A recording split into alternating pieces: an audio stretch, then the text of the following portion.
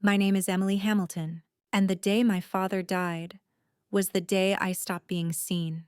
Not by strangers, no, by my own family. We buried him on a Monday. It rained, of course. The kind of cold, misty rain that doesn't fall. It hovers like it's too polite to make a mess, but too cruel to let you breathe. I stood alone under a black umbrella I bought from a gas station that morning. Everyone else clustered beneath matching canopies.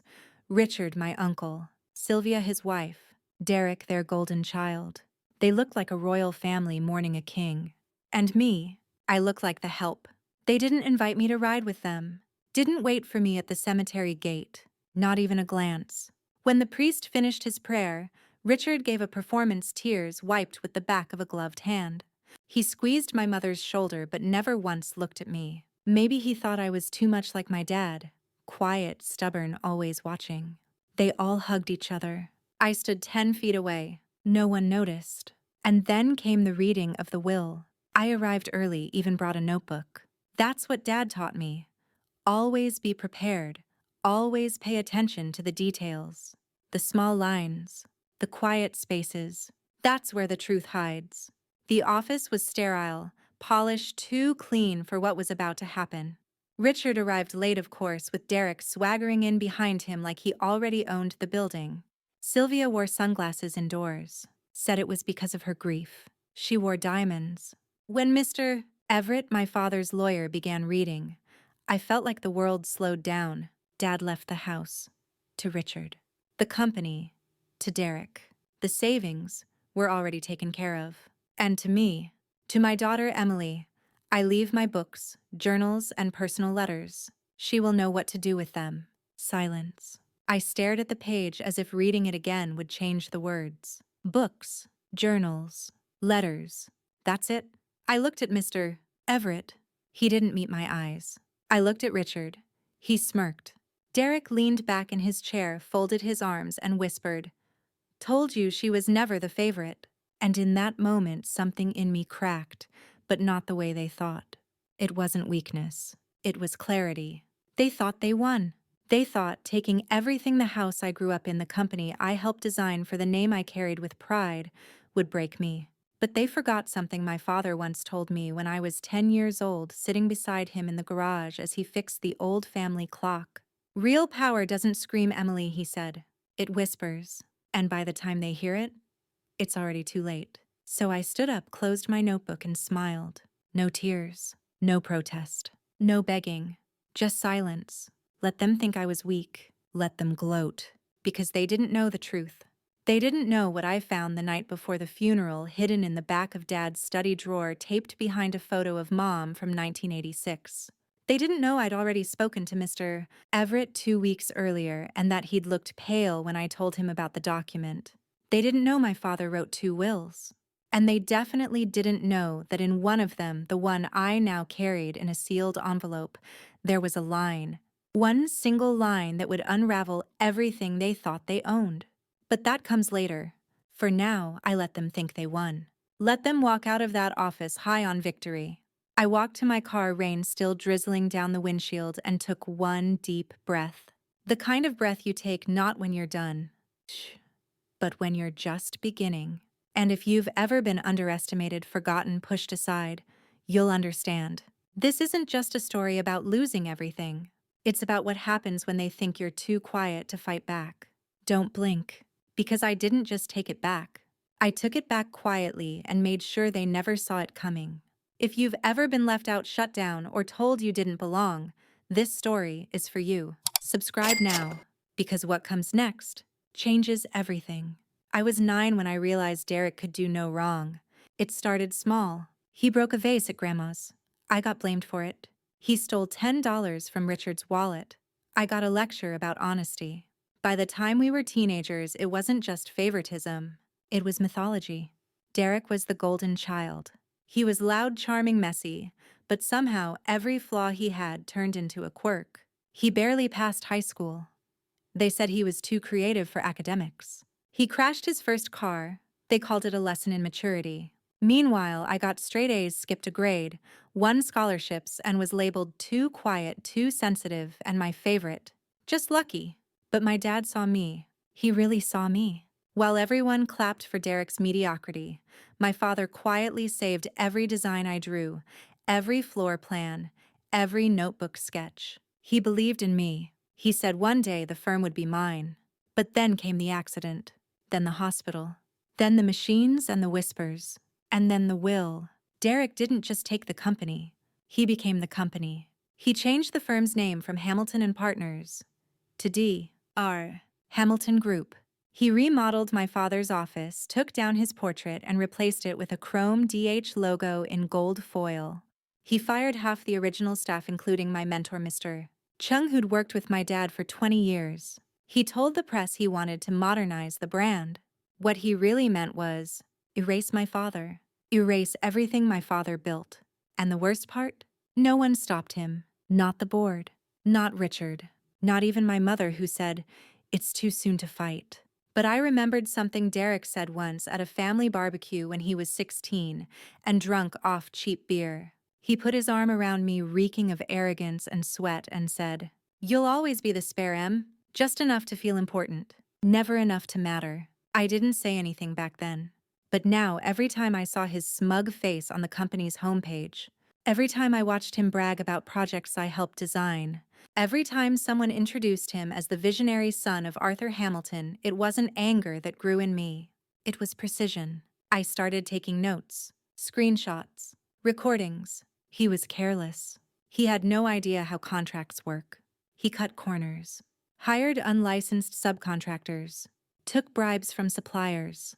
Everything was hidden behind LLCs and backdoor deals. But I had time, and I had motive. While Derek was flying to conferences in Italy and posting on Instagram about legacy, I was digging. And what I found in one email chain between Derek and a supplier named Carson was the beginning of the thread I would pull until the entire tapestry unraveled. But again, not yet. At that point, I still had no legal claim, no leverage, no seat at the table, just notebooks full of evidence. And the line in the deed they hadn't read carefully enough. I still remember the first time I walked into D.R. Hamilton Group after the funeral. I dressed in black, no makeup, nothing flashy, just a clipboard and quiet confidence. The receptionist didn't recognize me. She asked if I was there to apply for a junior designer position. I smiled. Not exactly. I walked past Derek's glass office. He didn't look up from his laptop. He was wearing loafers without socks, drinking from a tumbler of what I assumed was bourbon. He was playing the role perfectly. Young, ambitious CEO with a legacy he didn't earn. And that's when I realized he wasn't a threat. He was a child playing dress-up in a throne built by a man he barely knew. He didn't build it. He didn't understand it. He just claimed it loudly, publicly, and the world clapped because confidence makes people stupid. But I wasn't clapping. I was watching, recording, waiting, and soon, the golden child was going to learn what happens when you steal from someone who knows where every crack in the foundation lies. Before my father was the man everyone respected, he was just a boy, the son of a war veteran who built everything with his bare hands. My grandfather, Samuel Hamilton, was the original builder in the family. He never had a college degree, didn't even finish high school. But he built homes, hundreds of them, brick by brick, with calloused hands and a stubborn kind of pride that refused shortcuts. He used to say, "If you want to know who a man is, don't ask him. Look at what he's willing to build slowly." I was 8 when I started helping him in the garage. Every summer, while Derek was away at tennis camps or throwing tantrums over his birthday cakes, I was in the heat, learning how to hold a level straight, how to read blueprints, how to respect the weight of a hammer. He never talked much, Grandpa, but when he did, you remembered every word. One August evening, after we spent 5 hours fixing a rotting porch step on the back deck, he handed me a glass of lemonade and said something I didn't fully understand at the time. "You're the one who listens, Emily. That's why this family's going to underestimate you. And that's why you'll be the one they never see coming." I laughed, said I was just helping him with nails. But he shook his head. "No, you're building memory. You're the only one in this family who bothers to remember where things come from." He was right, because 10 years later when Grandpa passed away, No one cared about his boxes of old plans or his journals or the blue folder marked private in a locked drawer of his desk. No one except me. They divided up his tools like party favors. Derek took a vintage level and turned it into desk decor. Richard grabbed a few old wood carvings to hang in his office. But that folder, I never opened it. Not until after Dad's funeral. And when I did, everything changed. Inside were hand-drawn maps, not of houses but of land, property lines, deeds, letters between Grandpa and my father, legal notes, and one sentence written in Grandpa's handwriting on a yellowing piece of notebook paper. The land isn't in my name anymore. It's in hers. I trust her to know when the time is right. Hers. Me. I stared at that sentence for hours. I checked the dates, cross-referenced the land parcel numbers, and realized something shocking. Grandpa had transferred over 27 acres of untouched family land not to my father, not to Richard. To me, when I was 16, it was legal, it was filed, it was real, and no one else knew. And here's why it mattered. That land sat adjacent to the development project that Derek had just announced publicly, the biggest deal D.R. Hamilton Group had ever attempted. He was going to build an elite gated community, Hamilton Hills, with luxury homes, commercial spaces, and a park center. But here's the part that made me smile. The only road access to the entire site ran straight through my land. He couldn't build a driveway without my signature. He couldn't lay a single brick, and he had no idea. Suddenly, I understood Grandpa's promise. He hadn't just left me land, he'd left me leverage. And he'd trusted that when the time came, I would use it.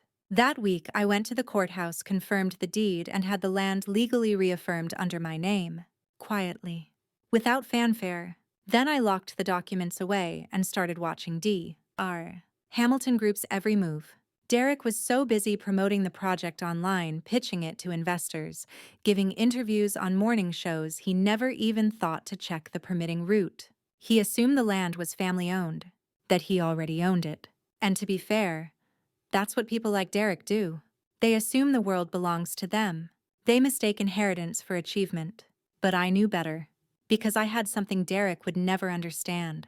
A memory, a promise, and the patience to wait until the foundation was just weak enough to shake. And that moment was coming. The permits would hit his desk in 6 weeks. That's when he'd realize he needed a signature he'd never get. And me. I'd be ready. There's a kind of power in paper. People think power is about shouting or winning arguments or sitting at the head of a table. But real power, it's notarized. It's dated. It's signed in blue ink and filed in a drawer no one remembers until it's too late.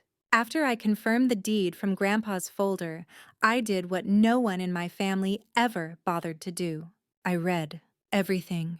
I went through zoning laws, land access regulations, development permits. I spent nights highlighting paragraphs tracing parcel boundaries on Google Earth, cross-referencing easement rights with construction timelines Derek had made public. Turns out, he'd already promised investors that construction would begin in August, and the only way his company could legally break ground was through my land.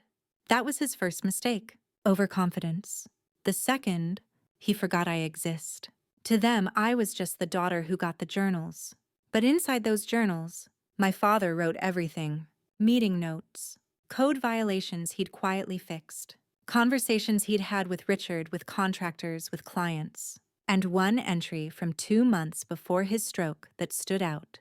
They want to take the company public. Derek has no idea how deep he's in. Richard's pushing it too hard. If something happens to me, I hope Emily finds the second deed. The second deed. It took me 2 more weeks to find it folded inside a copy of The Fountainhead in my father's personal bookshelf, the one no one else ever touched. It was signed, notarized, stamped. And it didn't just transfer the company's legacy holdings to Derek. It restricted certain executive powers unless all named family members were consulted, including me. Which meant every decision Derek had made since my father died without my written acknowledgement was on shaky ground. And I hadn't even played my hand yet, so I started leaving a trail, quietly, First, I sent a formal letter notarized to the city's planning commission, requesting a delay in permit approval on the Hamilton Hills project, citing unresolved access rights. I didn't mention the family. I didn't mention my name. Just Mrs. Emily Hamilton, private landowner. Second, I reconnected with Mr. Everett, my father's old lawyer. He looked 10 pounds lighter when he saw the deed. Your father was smarter than all of them combined, he whispered. I nodded. He knew they'd come for everything, so he left me the one thing they couldn't see. Together we started preparing. Anonymously, we formed a holding company, Heritage LLC. We used it to reacquire small pieces of company stock that had quietly been sold off when Richard tried to streamline operations. It wasn't enough to take over, not yet, but it gave me a seat at the table, a legal one. Then I met with a zoning attorney and filed an official cease and desist on any attempt to construct access roads through my land. And still, not a word to Derek, not a call, not a warning. I let him keep building his empire in the air brick by brick on promises no one verified. And as I worked, I kept remembering one afternoon when I was 13. My father had taken me to a job site, a small bungalow being remodeled. The contractor had used the wrong kind of support beam. My dad didn't yell. He didn't panic. He just said, always check the structure before you paint the walls. Otherwise, one day, it all falls down. That's what I was doing. I wasn't fighting them. I was checking the structure, and they had no idea the walls were already cracking. Meanwhile, Derek kept doing interviews boasting about how he was honoring his grandfather's legacy. I almost choked. He posted drone footage of the proposed Hamilton Hills site with my land blurred out like it didn't matter. He hosted champagne nights with investors and promised returns on a development he didn't actually have legal access to. And I watched, waited, because I knew the day would come. The day someone at city planning would ask, "Hey, who owns this stretch of road again?" The day Derek would open an envelope and see my name. The day he'd finally read the fine print. And when that day comes, there won't be shouting. There won't be threats. There will just be paper, signed, stamped, final. Because revenge doesn't always come with fire. Sometimes it comes with a deadline. You don't walk into war swinging.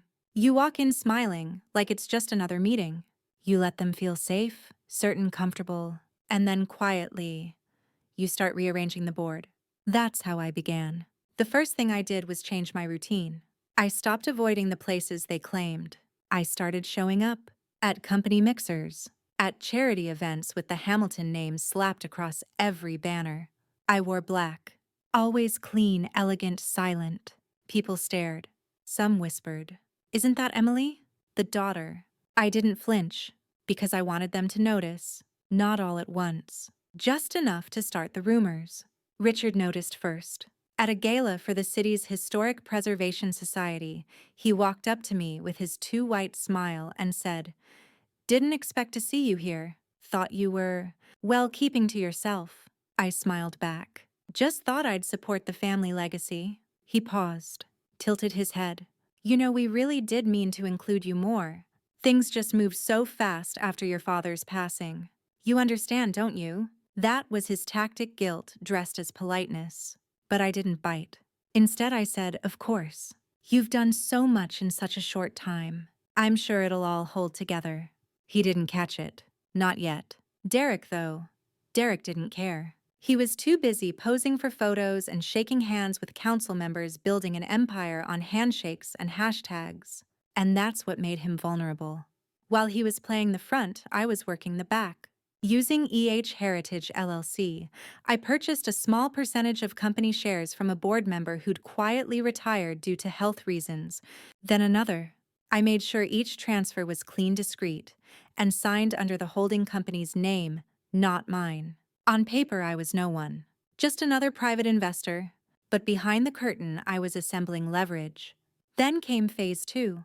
With Mr. Everett's help, I requested access to company financials under my new minority shareholder rights.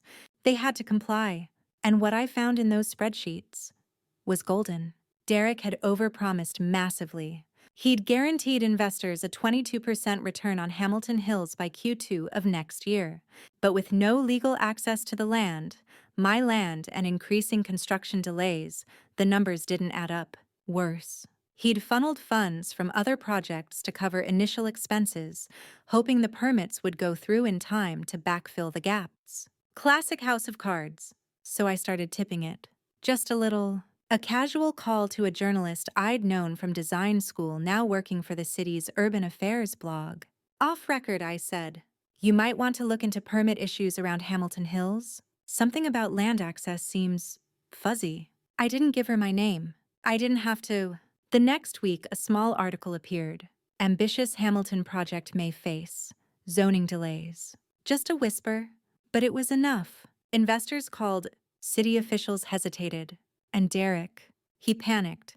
He scheduled an emergency board meeting. But here's the thing.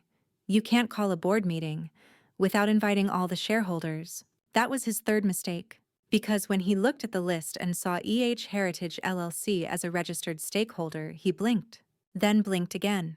Who is this? He reportedly asked. And right then I knew. He'd finally felt it. The shift.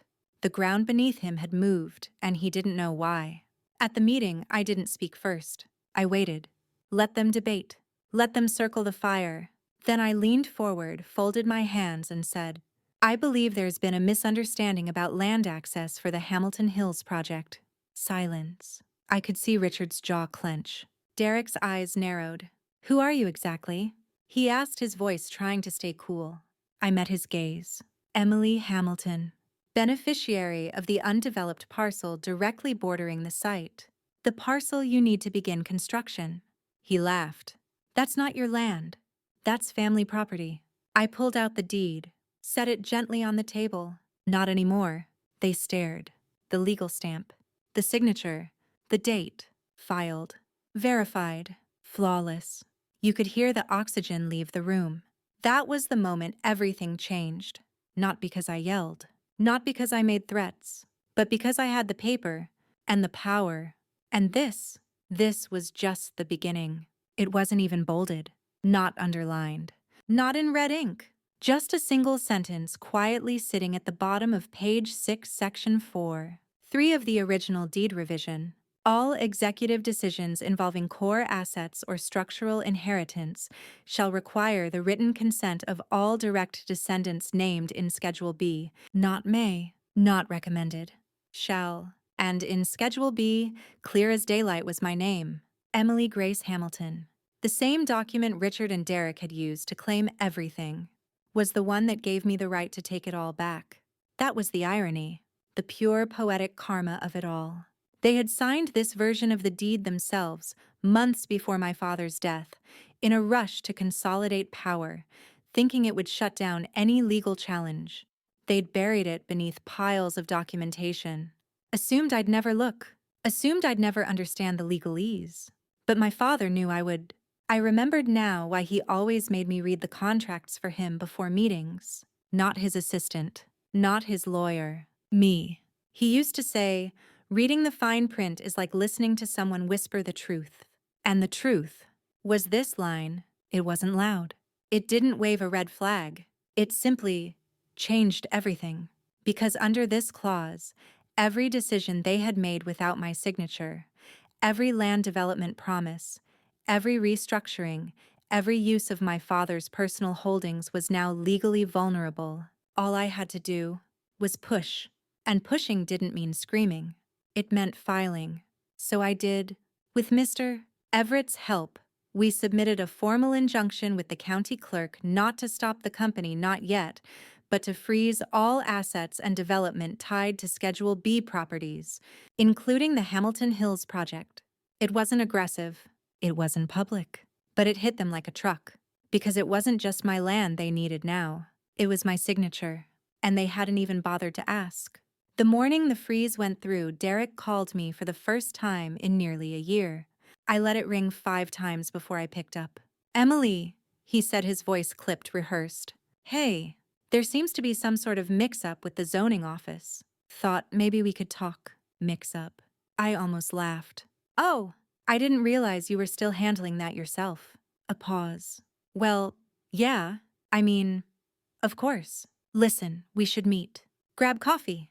Clear the air. No lawyers. I said nothing. He tried again. I mean, this is family. We don't need to get technical right. And that's when I said it. Calm. Final. You got technical when you signed a deed. You didn't read. Silence. Then I hung up. 2 hours later, Richard emailed me. Short. Cold. Legal. He wanted a mediation discussion. I forwarded it to Mr. Everett. Let's schedule it. But make sure they bring a pen. The mediation was held in a glass-walled conference room downtown, the same building where they'd once removed my name from the board of directors, without blinking. This time I wore white. Not to provoke, just to remind them I was no longer in mourning. Derek sat across from me, flushed and twitching with fake charm. Richard read from a typed statement about family unity and the need to protect the Hamilton name. When they finished, I opened my folder and slid out 2 papers. 1. A certified copy of the line in the deed. 2. An unsigned agreement that stated in plain English that any continuation of Hamilton Hills or use of Hamilton assets would now require joint approval from both Derek and me. No signature, no progress. Not one stone laid. Richard scoffed. This is extortion. No, I said. This is the line. You just never bothered to read it. They didn't sign that day. Of course not. Men like them need time to swallow the fact that they're no longer in charge. But when they walked out of that room, they were quieter than they'd ever been. Because for the first time, they saw me, not as the girl with journals, not as the quiet one, not as the spare, but as the storm they never prepared for. And as I sat there alone at the table looking out through the glass into the city my father once built, I didn't feel triumphant. I felt steady. Because this wasn't revenge. Not really. It was restoration. Of truth. Of legacy. Of the line they tried to erase. And the next time Derek tried to sign anything, he'd have to pass it across the table. To me. You know what scares powerful men the most? Not screaming. Not lawsuits. Silence. Not the silence of defeat, no. The silence of someone who knows exactly what they're doing and doesn't need to announce it. That's the silence I gave them. After the mediation meeting, Richard and Derek expected me to come out guns blazing. Maybe call a press conference. Maybe sue them into the ground. But I didn't. I went quiet. Let them think I was satisfied with having a seat at the table. Let them think I'd hit my limit. And while they waited for the storm, I became the weather. I started visiting the office more. Not every day. Just enough. I walked the floors. Talked to the employees they'd forgotten about. The receptionist who'd worked with my father for 17 years. The junior architect they never promoted because he didn't look the part. The IT guy who knew exactly where all the confidential files were backed up. I didn't make speeches. I didn't threaten anyone. I asked questions. I listened. And slowly the ground beneath Derek began to shift. People started emailing me directly. Whispers of missed payrolls, mismanaged client budgets, unapproved expenses. Derek was bleeding the company dry, trying to make the Hamilton Hills disaster look solvent. And the more I listened, the more the pieces fell into place. But this wasn't just about catching him. It was about rebuilding what they'd torn apart. I met quietly with 3 of the board members, all older men who had admired my father, but were too tired to fight his brother. We had lunch. I showed them reports, numbers, facts. I didn't ask for control. I asked for standards. And they nodded. Slow, weary, grateful nods. They told me Derek had stopped consulting the board months ago. He'd started making executive decisions solo, despite the clause in the deed. He assumed they wouldn't notice. He was right until I arrived. Next, I went after the contractors. The construction firm Derek hired for Hamilton Hills. Turns out they had no previous high-end development experience. None. Just flashy marketing and a personal connection to Derek's college roommate. And the supplier for the building materials. Overpriced. Underqualified. Kickbacks disguised as consulting fees. I documented everything. Clean. Quiet. Legal. And then I made my first real move. I called for a vote. As a shareholder and now legally acknowledged executive stakeholder, I had the right to call a formal review of Derek's leadership performance. I filed the paperwork, scheduled the meeting. No press, no leaks. I didn't need the world to know. I just needed the boardroom to be full. The night before the vote, Derek barged into my office, the one that used to belong to my father. "You really think you can run this company?" he snapped. I didn't even look up from my notes. "I don't need to run it," I said. "I just need to stop you from driving it off a cliff." "You ungrateful little—" I stood, and for the first time he went quiet. I looked him in the eye and said, "You've made this entire company your playground. You disrespected the staff, the legacy, the numbers. You burned through resources like they were candy, and you did it under my father's name." He clenched his jaw. "They'll never choose you." "I don't need them to choose me," I said. "I just need them to choose competence. And right now, that's anyone but you." He left without slamming the door. That told me everything. The next morning, the board met. No yelling, no drama, just votes, paper, procedure. Derek wasn't removed, not yet. But the board ruled to limit his decision-making power effective immediately. All major financial and development choices now required dual signature approval, his and mine. And just like that, I became his shadow. Every file he opened, I was copied. Every deal he proposed, I reviewed. Every budget he submitted, I dissected. Not to sabotage, to protect from him. And for the first time in months, the company stabilized. Contractors stopped calling with complaints. Employees started smiling again. And investors, the same ones who once doubted me, asked for meetings. Because competence doesn't scream. It performs. And Derek, he started slipping.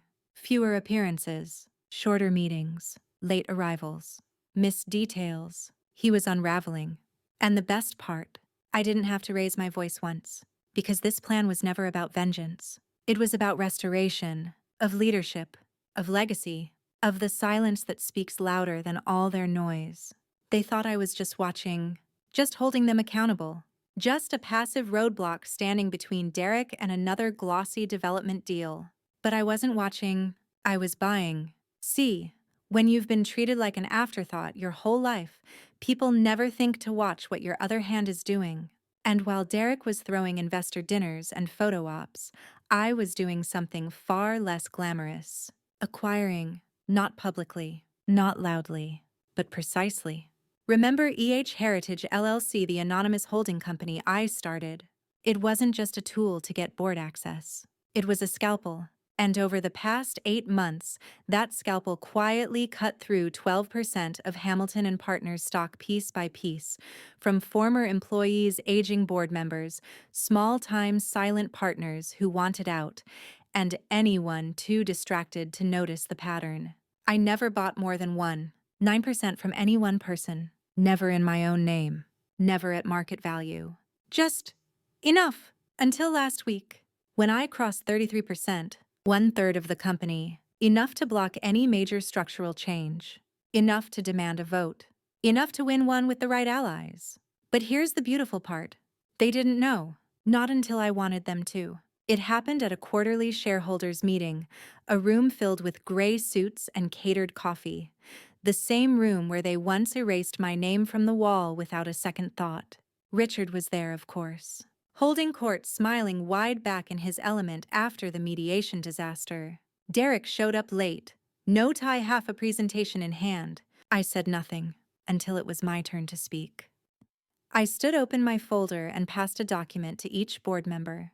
A breakdown, a clean, detailed ledger. It listed all recent stock acquisitions made by Heritage LLC, each seller, each transfer, dates, amounts, verification. Then stapled to the back a notarized statement of intent.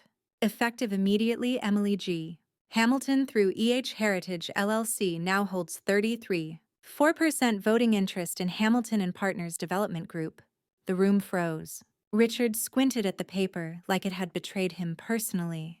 Derek turned pale, then red. You bought us," he snapped.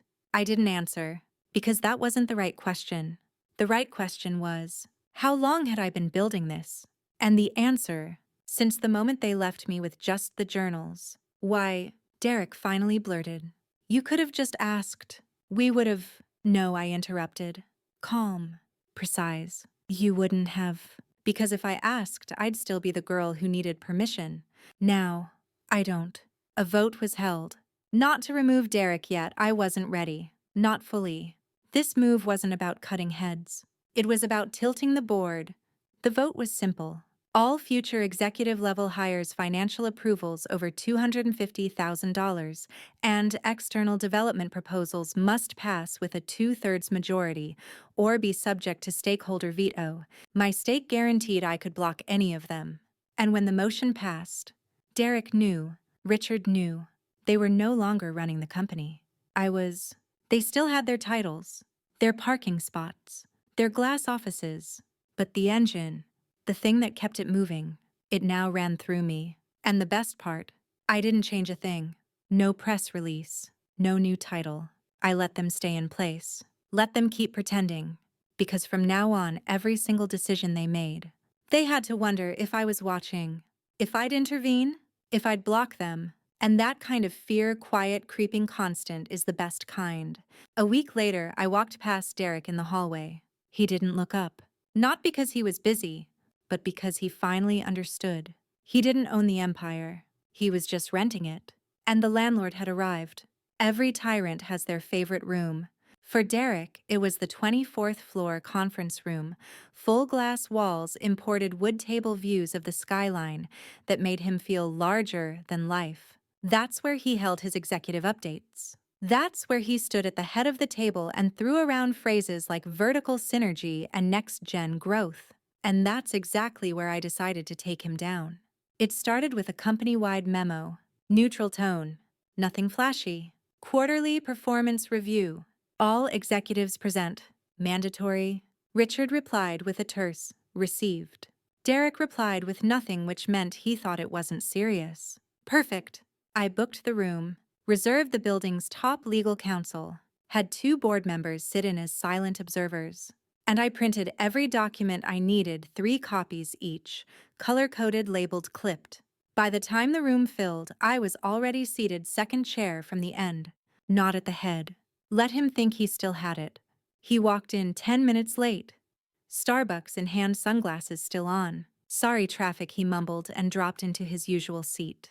And then he saw the folders. And then he saw me, his jaw clenched. What is this? I smiled politely. Quarterly review. We're realigning transparency protocols across all departments. His eyes darted to the observers, to the attorneys, to the board reps seated near the window. He smelled it. Control. Slipping. But it wasn't until page 4 that he panicked. Because page 4 was the internal audit. Unapproved fund transfers. Vendor kickbacks.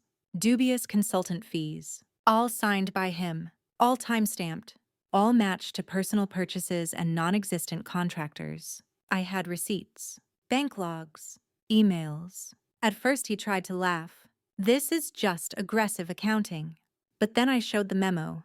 The one his assistant sent 6 months ago, asking if she should flag a $98,000 transfer that didn't match any invoice. He told her to process it and stop asking questions. I showed the email. I let it sit there. No one spoke. Derek's smile vanished. Richard shifted uncomfortably in his chair, then spoke.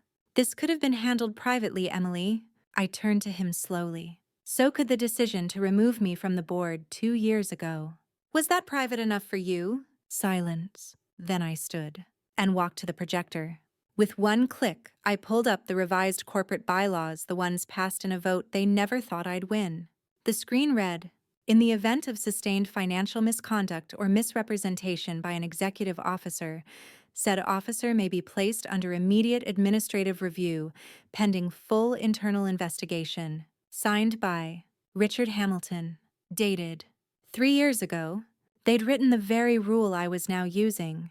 Per this clause, I said I am formally placing Derek Hamilton under review, effective immediately. His executive privileges will be suspended pending the conclusion of a third-party audit. Derek stood. You don't have the authority. I cut him off. I have 33.4% voting interest. I have the board. And I have the paper trail. Sit down. His face went red, but he sat. Because the room had already chosen. They just didn't know it until now. I didn't yell. I didn't gloat. I just passed around the last document. A proposal to restructure executive oversight. A return to the original Hamilton model collaborative leadership employee-first culture design-led direction. The kind of company my father built, the kind they destroyed. And at the bottom of the proposal, 3 names. 2 were senior architects who had stayed silent for too long. The third was mine, co-CEOs, a leadership council, with Derek gone. The vote passed, unanimously. Even Richard didn't object, because deep down they all knew it was time. Derek left the room without a word. He didn't slam the door, didn't look back. And I sat down, signed the papers, and stared out the window. Same view, new world. They didn't expect the meeting to end like this. But then again, they never expected me to rise at all. They say a downfall is loud, explosive, public. But Derek's, it began with a soft email. Subject: temporary access suspension. Just one line. Your credentials have been disabled pending audit review. No security guards. No press. No shouting in the lobby. Just silence. And for Derek Hamilton, a man who measured his value in attention, silence was the cruelest kind of punishment. The morning after the vote, I arrived early. The office was quiet, the lights still flickering on floor by floor. I passed his glass office empty now, his leather chair turned slightly away from the desk. A half-used cologne bottle still sat beside his overpriced monitor. He hadn't come back. But the building was already changing. People stood taller in the hallways. They greeted each other again. Someone was actually restocking the snack bar, because Derek wasn't there to turn everything into a personal branding opportunity. And the employees, they hadn't been loyal to him. They'd been surviving him. The audit began 2 days later. Not by me, not by Mr. Everett, by a third-party forensic accounting team with no ties to the Hamilton name. And they were fast. Within 72 hours, they uncovered $300,000 in unexplained consulting fees paid to shell companies registered under his college roommate's name. Over a dozen contracts awarded without board approval. Vendor overcharges that magically matched the down payment on Derek's new condo. Each line item came with receipts. He hadn't even tried to hide it well. Because he didn't think he had to. He believed his last name made him untouchable. But legacy without character is just vanity. And now, it was collapsing in real time. When the story broke in the Daily Ledger, it wasn't dramatic. Development exec under investigation for financial misconduct. Third article from the top. But the impact, immediate. Phone calls stopped. Investors withdrew. The Hamilton Hills project, already on life support, was formally suspended. And Derek, he went dark. No public statement, no social media posts. Just gone. Until the deposition. He arrived in a charcoal suit that didn't quite fit, like he'd lost weight or confidence or both. His eyes were puffy, hair unstyled. He looked less like a CEO and more like a kid caught cheating on a test. I didn't attend the session. I didn't need to. Because at that point, he wasn't my problem anymore. He was a case file. The board filed a motion to remove him permanently. The vote passed with only one abstention. Richard. Old habits die hard, I guess. But even Richard didn't defend him. He just sat there, folding and refolding the corner of his notes. I heard later that Derek tried to argue for a non-disparagement clause, that he didn't want the details of his removal public. But that wasn't up to him anymore. By the end of the week, it was done. Derek Hamilton removed as CEO, shares frozen pending legal resolution. All future projects tied to his tenure reviewed or canceled. And in his place, the new leadership council stepped in, collaborative, diverse, competent. No more champagne emails. No more gold-plated business cards. Just work. Honest, transparent, grounded work. The kind my father would have been proud of. But here's what struck me most. I didn't feel victorious. I didn't feel euphoric. I felt relieved. Because it wasn't just about beating Derek. It was about freeing the company from his shadow. About restoring what they stole, not just from me, but from the legacy they claimed to protect. I walked into that same 24th floor room 1 week later, not for war, but for progress. No projections, no drama, just a whiteboard and a question. What kind of company do we want to be now? And for the first time in years, people answered. Panic doesn't start with screaming. It starts with silence. The kind where no one knows what to say in a group chat they used to dominate. Where calendar invites go unanswered. Where allies begin to disappear one by one into neutrality. That's what Richard and Sylvia felt after Derek fell. They thought they could distance themselves. Say we had no knowledge. Say, that was all him. But the paper trail said otherwise. Sylvia had approved invoices tied to interior design consultants who never existed. Richard had fast-tracked board votes based on Derek's false revenue projections, and both of them had benefited from the illusion of success. Their panic wasn't just about losing power. It was about exposure, and exposure in their world was the ultimate threat. So, they did what people like them always do when power slips. They called for a lunch. I met Richard at the country club he once refused to let me enter without a guest pass. This time, I walked in as a member, under my own name. He stood when I arrived, smiled that politician's smile. His tone was lighter than usual, too light. "Emily, you look well." "Thanks," I said, sitting. "It's amazing what sleep and truth can do." He chuckled, then cleared his throat. "Look, I think it's time we talked. Really talked. About how to stabilize the family's legacy." There it was. The plea, dressed up in concern. I let him talk. He used words like optics, preservation, moving forward together. He called Derek's actions regrettable. He called my moves impressive. Then the pivot. We could restructure. Bring you in officially. Co-chair maybe. High visibility. A united front. The Hamilton name strong as ever. I sipped my tea. Slowly. "I already have visibility, Richard. What exactly are you offering that I don't already control?" He hesitated. Then, with a quiet, almost pathetic shrug, "Peace." And that's when I leaned forward just slightly and said, "You don't make peace with someone you try to erase. You make peace with someone who chooses not to erase you back." He went silent. That was the difference between us. He thought legacy was about nameplates and plaques. I knew it was about impact and accountability. Sylvia reached out 2 days later. A handwritten note. Flowery cursive. Thick perfume. "Emily dear, I know we've had our differences, but I do believe there's still a bond between us. Family cannot be undone by business. Let's meet. Just us girls." I didn't respond, because Sylvia didn't want peace. She wanted reassurance that the chandelier wouldn't fall on her head next. But the truth, it already had. The foundation was cracking. Donors pulled out of her charity events. Old friends stopped returning calls. The whispers began about how she must have known how she always looked the other way.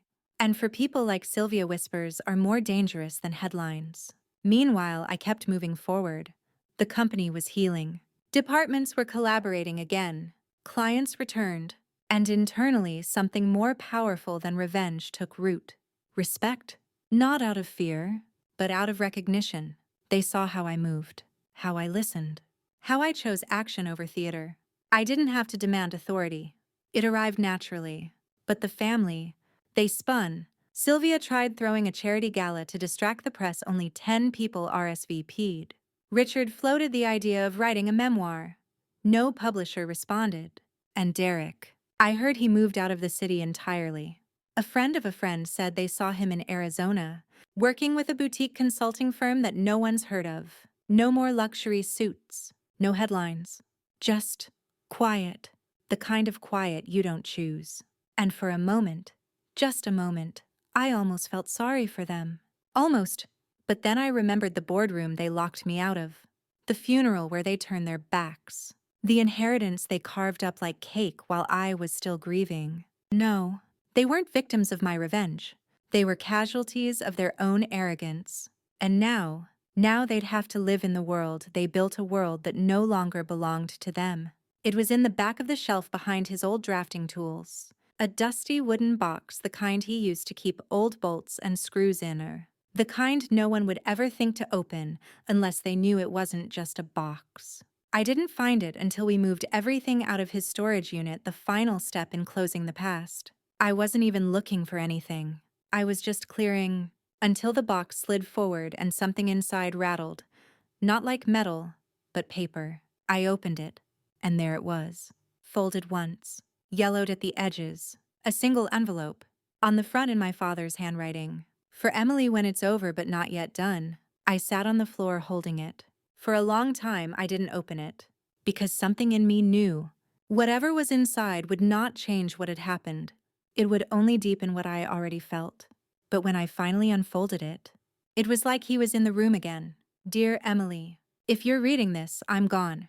And knowing you, you waited too long to find this. Or maybe, you found it exactly when you were meant to. I wish I had more time. Not just for myself, but for you. Because I know what they were going to do.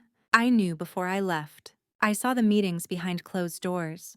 I saw the edits to the bylaws. I heard the whispers about how you were too soft, not business-minded, not ready. But I also saw something they didn't. You, not just the daughter, not just the student, but the force they never took seriously and should have feared all along. You always listened before you spoke. You always read the last line before the first. And when the world tried to rush you, you slowed it down. That's your power. They mistake it for weakness because they only understand noise. But you were born to move in silence until the moment you don't. That's why I left the journals. Not to hand you some poetic legacy, but because they contain everything I couldn't say out loud. Names, timelines, pressure points. Use them, not to destroy, but to rebuild. Because the name Hamilton was never meant to be a brand. It was meant to be a promise. One that you've already started to keep, even if you don't see it yet. I'm proud of you. Not because you fought back, but because you didn't let them turn you into them. Hold your ground, Emily, but don't let it harden you. You were always meant to build something better, not just for yourself, but for everyone who wasn't given the chance. And when it's all done, forgive them, not because they deserve it, but because you do. Love you always. Dad. I didn't cry. Not right away. I folded the letter, placed it back in the envelope, and stared out the window of my apartment. City lights blinked below. Buildings my father helped design. Buildings I now had the power to shape in ways none of them ever imagined. And for the first time, the noise inside me went still. Because now I understood this wasn't about revenge. It never was. It was about a girl who listened, who watched, who remembered, and who in the end kept the promise no one else could. Not because she had to, but because it was hers all along. I didn't want to rebuild it the way they had. That was the first decision I made once Derek was gone, once the panic settled and the dust finally cleared. The company was still standing technically, but it had been hollowed out by ego, drained of trust, bloated with politics. It didn't need a new coat of paint. It needed new bones. So I started where no one expected. The mission statement. The old one, written by Richard in a boardroom full of buzzwords, said things like innovative excellence and market expansion through visionary real estate solutions. What did that even mean? I replaced it with something simpler, something my father would have written. We build spaces that honor people, their lives, their work, their memories. No shortcuts, no noise, just integrity. Then I walked the floors. Not as a CEO in heels and a press badge. As a builder, I asked every department from the janitors to the engineers one question. If you could fix one thing here, what would it be? And they told me, no filters, no fear. The design team wanted to bring back local projects instead of soulless luxury condos. Finance wanted transparency, not just top-down decisions. Interns wanted mentorship, not free labor. So I wrote it all down, not in a binder, on the walls.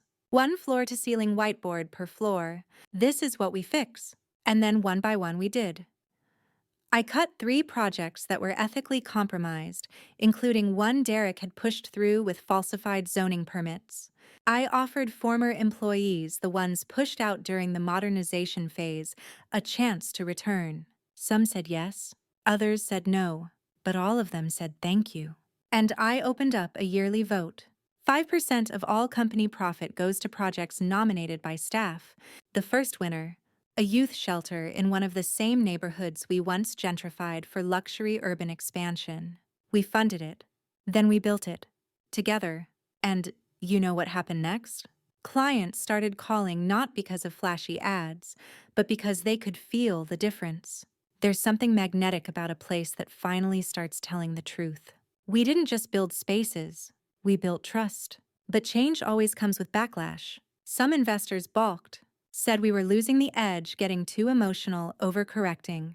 I didn't fight them. I let them sell, and then I replaced them with people who understood what I was doing, not just in their wallets, but in their values. People who didn't just want returns. They wanted legacy. And slowly the name Hamilton began to mean something again. Not corporate power, not entitlement, but principle. And no one symbolized that more than the employees. 1 year after Derek's removal, we hosted the first Hamilton Day, a tradition my dad dreamed of, but never saw happen. No suits, no meetings. Just one question: what do you want to build next? We held workshops, art walls, local vendors. Kids from nearby schools toured the design labs. Elderly residents gave input on a new park we were restoring. And when I stood up to speak, not behind a podium, but on the same floor as everyone else, I didn't talk about numbers. I talked about memory, about my dad, about how he believed the quietest voices were the ones that deserved the most protection. I told them, we're not rewriting history, we're finishing it. And when I looked around the room at former interns now leading projects, at builders shaking hands with neighbors instead of investors, I saw it. Everything they tried to take from me, I'd taken back, not by screaming, not by breaking, but by choosing to build something better. Because the best revenge is rewriting the ending so no one has to start like you did. There are some goodbyes that don't need words. You just show up. You just breathe. It was a Sunday. Early. The kind of morning where the world forgets to make noise. I hadn't been back to the cemetery since the funeral. Not because I didn't want to go, but because I knew I wasn't ready. Not until it was done. Not until I could stand over my father's grave and say without flinching, I kept the promise. The groundskeeper nodded when he saw me. Didn't say a word. Just pointed gently, then walked away. I brought nothing with me. No flowers. No speech. Only the letter. I sat beside the headstone, not in front of it, not above it, beside it. Like I used to sit beside him in the garage, on the porch, in the truck. Just quiet. The stone was simple. Arthur L.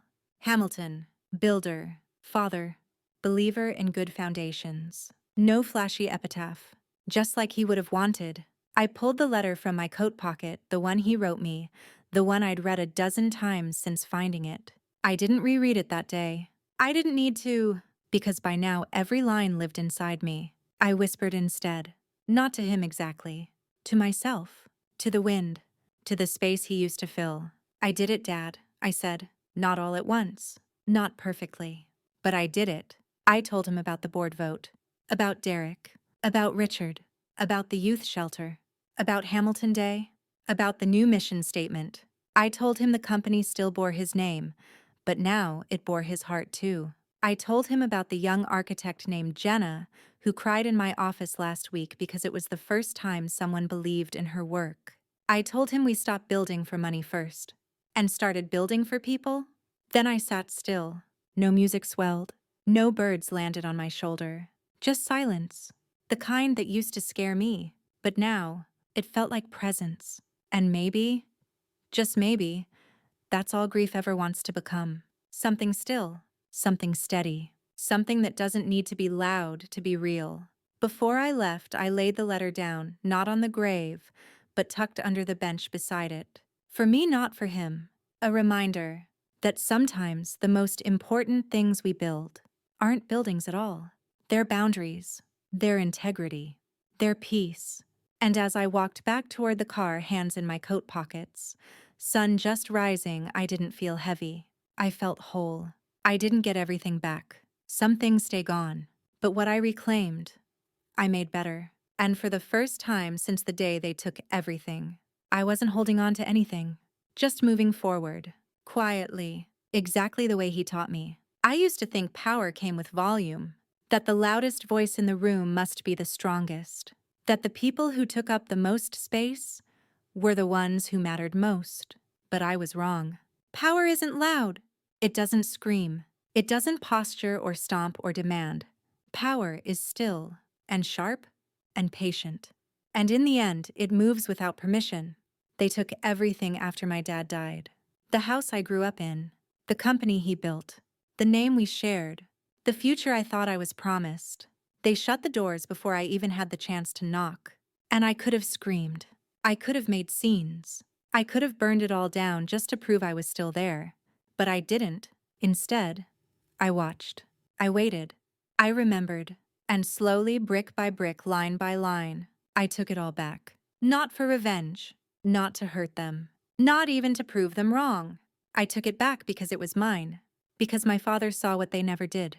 Because when they looked at me, they saw silence. But they never listened closely enough to realize silence is just another kind of strategy. I rebuilt the company, not in his image, but in his intention. We stopped chasing prestige. We started chasing purpose. We brought in voices that had never been allowed at the table. We redesigned what success looked like and who got to define it. And that family, the one that dismissed me, they're still out there. Richard sends polite holiday emails now signed warmly. Sylvia pretends none of it ever happened. And Derek, well, silence speaks for itself. I don't hate them. I don't think about them most days. Because the truth is, this story was never really about them. It was about me. About every time I was told I was too soft. About every door that was closed. Every voice that talked over mine. Every moment I second-guessed myself because someone else told me I wasn't ready. If you're listening to this, and you've been there, overlooked, underestimated, dismissed, let me tell you something. No one ever told me. You don't have to fight the way they do to win. You don't have to become louder to matter. You don't need to become who hurt you just to prove you survived. Sometimes you win by walking quietly into the room they thought you'd never enter. And simply staying. Sometimes you win by rewriting the rules. In a voice they never learned to fear. So here I am, years later. The company is thriving. The Hamilton name finally means something I'm proud of. And the silence they once used to dismiss me, it's now the very thing that made me unstoppable. I didn't raise my voice. I didn't play dirty. I didn't need to. I just stood still. And in the end, that was enough. That was everything. I didn't raise my voice. I didn't burn it down. I simply stood up when they thought I never would. And in the end, I took everything back. Not with rage, but with reason. This wasn't just about reclaiming an inheritance. It was about rewriting the ending for everyone who's ever been overlooked. If this story spoke to you even in a whisper, subscribe now, because this isn't just a story of revenge. It's a reminder. You don't need to be loud to be powerful.